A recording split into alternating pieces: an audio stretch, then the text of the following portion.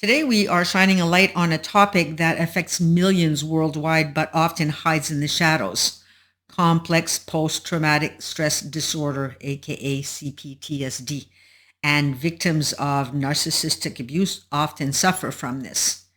Imagine being trapped in a relationship where your every thought, feeling, and action is scrutinized and manipulated, where your sense of self worth is slowly eroded and your reality distorted by the very person who claims to love you. And this is the reality for countless survivors of narcissistic abuse. So, whether you're a survivor seeking validation and understanding, a supporter looking to educate yourself and help a loved one, or simply someone curious to learn about the resilience of the human spirit, you've come to the right place. So let's begin.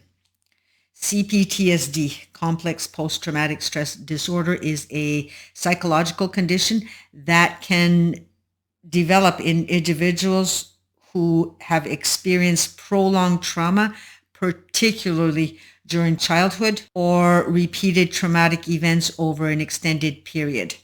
Unlike post traumatic stress disorder, PTSD, which is typically triggered by a single traumatic event, CPTSD results from ongoing or repeated trauma such as childhood abuse, neglect, or living in a war zone. One of the key features of CPTSD is the profound impact that it has on various aspects of an individual's life, including their emotional regulation, their sense of self, their relationships, and overall functioning.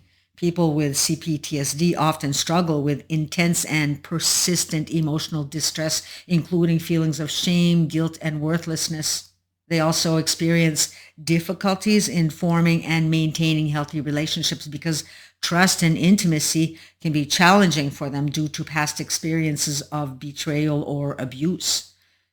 Another hallmark of CPTSD is the presence of pervasive negative beliefs about oneself and the world.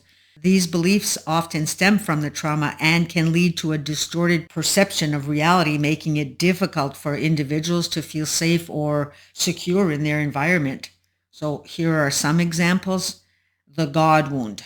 Some individuals with CPTSD develop a belief that they are unworthy of God's love or protection, while others are deserving. So they believe in God or a higher power, but they believe that God is there for everyone else but them. And then, of course, that becomes a self-fulfilling prophecy since we attract situations to us according to our thoughts and beliefs, quantum physics.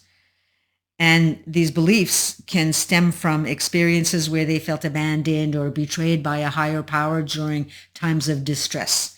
They've called out for help, for example, and no one responded. And this can add to feelings of isolation, worthlessness, and spiritual emptiness. Self-blame. Survivors of trauma might internalize a belief that they are somehow responsible for the traumatic events that occurred. And this can manifest as feelings of guilt and shame again, and self-loathing, leading them to believe that they are merely flawed or deserving of punishment. They often struggle to trust their own judgment or feel unworthy of love and happiness. And it makes it extremely hard for them to make decisions. Distrust of others. Some trauma survivors can develop a deep-seated distrust of others, believing that people are inherently untrustworthy or dangerous. And this can stem from experiences of betrayal or abandonment by caregivers or authority figures during times of need. And as a result, they struggle to form and maintain healthy relationships, fearing that others will hurt or betray them again. Perception and vulnerability. People with CPTSD can view the world as a hostile and unpredictable place where danger lurks around every corner. And this hypervigilance can lead to constant feelings of anxiety and fear because they anticipate potential threats and catastrophize future events. They'll struggle to relax or feel safe in their environment, always on edge and ready to defend against perceived dangers. And lastly, we have the negative core beliefs. CPTSD can give rise to negative core beliefs about oneself, such as feeling fundamentally unlovable, worthless, or defective. And these beliefs can color their perceptions of themselves and others, leading to low self-esteem, self-sabotaging behaviors, and a sense of hopelessness about the future. Therapy involves challenging and reframing these negative beliefs to promote healing and self-compassion, because victims of narcissistic abuse, who are most often codependents, will have extreme compassion for everyone but zero for themselves, which is how they attract predators. Furthermore, CPTSD can manifest in a variety of physical symptoms, including chronic pain, fatigue, and digestive issues, and more. These physical symptoms are often linked to the chronic stress and deregulation of the autonomic nervous system that are characteristic of CPTSD. And of course, these same physical symptoms will manifest from the actual occurring abuse from the narcissist in their lives. Treating CPTSD typically involves a multifaceted approach that addresses both the psychological and the physiological aspect of the disorder. And this can include therapy modalities such as cognitive behavior therapy, hypnotherapy, dialectical behavior therapy, and EMDR, which is eye movement desensitization and reprocessing. In addition to therapy, self-care practices such as mindfulness, yoga, and exercise can also be beneficial for managing symptoms of CPTSD and promoting overall well-being. It's important for individuals with CPTSD to prioritize their mental and physical health and seek support from trusted friends, family members, or support groups. CPTSD affects the fight, flight, freeze, and fawn responses, which are adaptive survival mechanisms activated in the face of threat or danger. And these responses are deeply ingrained in the human psyche, and they play a crucial role in how individuals navigate traumatic experiences. In the context of CPTSD, these responses can become dysregulated, leading to complex and often conflicting behaviors and emotions. The fight response involves an emotional reaction to threat, where individuals feel compelled to confront and overcome the perceived danger. In the context of CPTSD, this can manifest as heightened aggression, defensiveness, or a tendency to lash out when triggered. For example, a person who experienced childhood abuse might react with anger or aggression when they feel threatened, even in situations where there is no actual danger present. On the other hand, the flight response is characterized by a desire to escape or avoid the source of threat altogether. Individuals may withdraw socially, avoid certain places or situations that remind them of past trauma, or engage in behaviors aimed at numbing their emotions, such as substance abuse or compulsive behaviors. And that can be anything from food to overworking or constantly cleaning, whatever. The fawn response is a survival strategy that involves appeasing the source of threat in the hopes of avoiding harm. People who exhibit this response often prioritize the needs of others over their own, suppress their own emotions and desires, and engage in people-pleasing behaviors as a way to gain acceptance and avoid conflict. For example, a person who grew up in an abusive household may become overly compliant in their relationships, constantly seeking validation and approval from others at the expense of their own well-being. They'll often describe themselves as easygoing people. Then let's look at the freeze response. We have immobilization. During a traumatic event, the body might enter a state of immobilization as a defense mechanism. This can involve a temporary paralysis or a sensation of being stuck in the moment, unable to move, react, or respond. The freeze response serves to protect the individual from further harm by minimizing their visibility to the threat. And this is all subconscious, of course. Disconnection. Freeze responses in CPTSD can involve a dissociative state where the individual feels disconnected from their surroundings, their emotions, or even their own body. Disassociation serves as a coping mechanism to help the individual distance themselves from the overwhelming experience of trauma. They might feel numb, detached, as if they are observing the events from a distance. Hypoarousal. Freeze responses are often accompanied by hypoarousal, a state of decreased psychological and physiological activation. And this can manifest as slowed heart rate, shallow breathing, reduced muscle tension, and a dulled sense of awareness. In C.P.T.S.D, hypoarousal can persist beyond the traumatic event, leading to symptoms of depression, apathy, and emotional numbness. Difficulty processing information. When in a freeze state, individuals with C.P.T.S.D can have difficulty processing information or making decisions. Their cognitive functioning will be impaired, making it challenging to think clearly or problem solve. And this can contribute to feelings of helplessness and frustration as they struggle to regain a sense of control over their circumstances.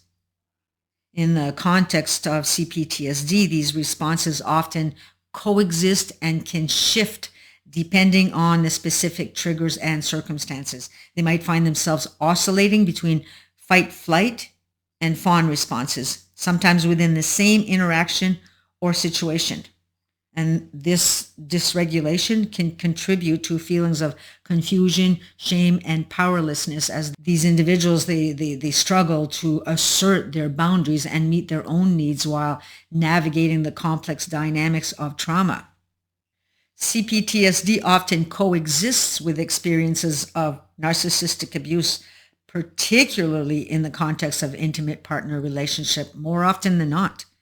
Narcissistic abuse occurs when an individual with narcissistic traits or narcissistic personality disorder employs manipulative tactics, emotional manipulation, gaslighting, and exploitation to exert power and control over their partner. For those who are not familiar with this type of abuse can have devastating effects on the victim's mental and emotional well-being, leading to profound trauma and lasting psychological scars.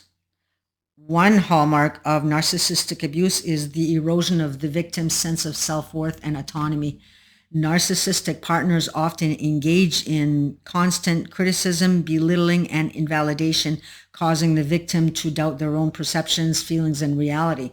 For example, a narcissistic partner might dismiss their partner's accomplishments, minimize their feelings, or blame them for problems in the relationship, leaving them feeling unworthy and powerless.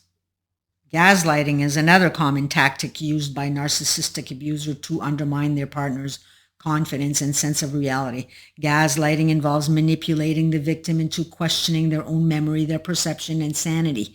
For instance, a narcissistic partner might and often do deny previous conversations or events. They distort the truth or accuse the victim of imagining things, leading the victim to doubt their own experiences and instincts, or leaving them feeling completely frustrated. Furthermore, narcissistic abusers employ tactics of manipulation and control to maintain power and dominance in the relationship. This can include isolating the victim from friends and family, controlling their finances, or using threats and intimidation to enforce compliance.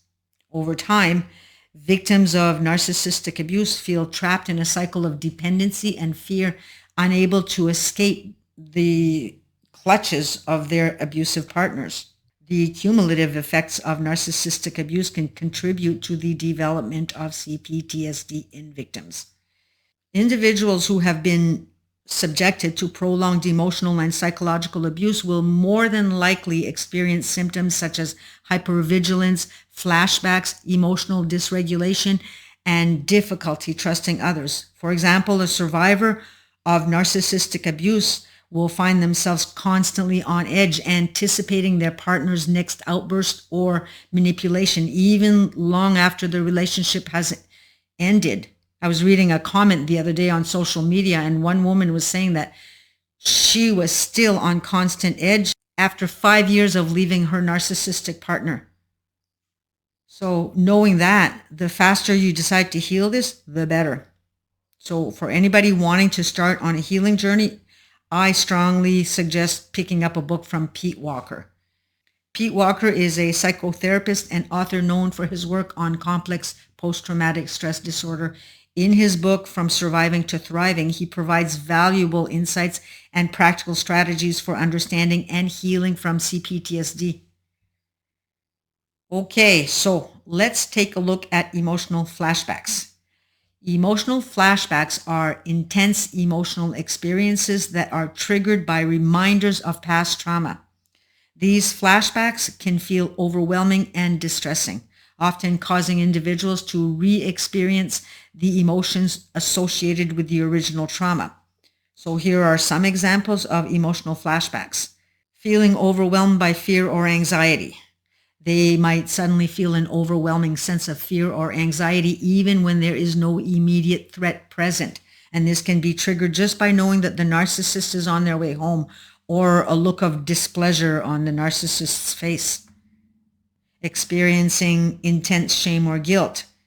Emotional flashbacks can also manifest as intense feelings of shame or guilt, even when the individual hasn't done anything wrong. They might feel unworthy or undeserving of love and acceptance and will engage in self-blame or self-criticism.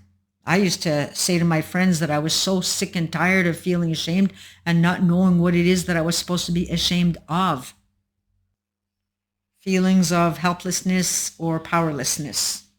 Individuals experiencing emotional flashbacks can feel a profound sense of helplessness or powerlessness, as if they are trapped in the past and unable to escape the overwhelming emotions. And this can be triggered by situations that evoke memories or past trauma or feelings of being controlled or manipulated.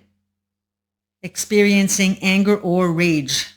Emotional flashbacks can also manifest as intense feelings of anger or rage, which can often be disproportionate to the current situation. These feelings may be triggered by reminders of past injustices or betrayals, leading the individuals to react defensively or aggressively. Overall, emotional flashbacks can vary in intensity and duration, but they are characterized by a sudden and overwhelming surge of emotions that are linked to past traumas or traumatic experiences. Recognizing these flashbacks and learning to manage them effectively is an important part of healing from trauma and reclaiming a sense of control on one's emotions and life. And ultimately, while living with CPTSD can be challenging, it is possible to heal and lead a fulfilling life with the right support and resources. You deserve to have a life of freedom. You also have the power within you to attain that. So go get Pete Walker's book. And no, I'm not being paid to say that. Okay, so that being said, I leave you with this, and we shall see you in the next video. Bye for now.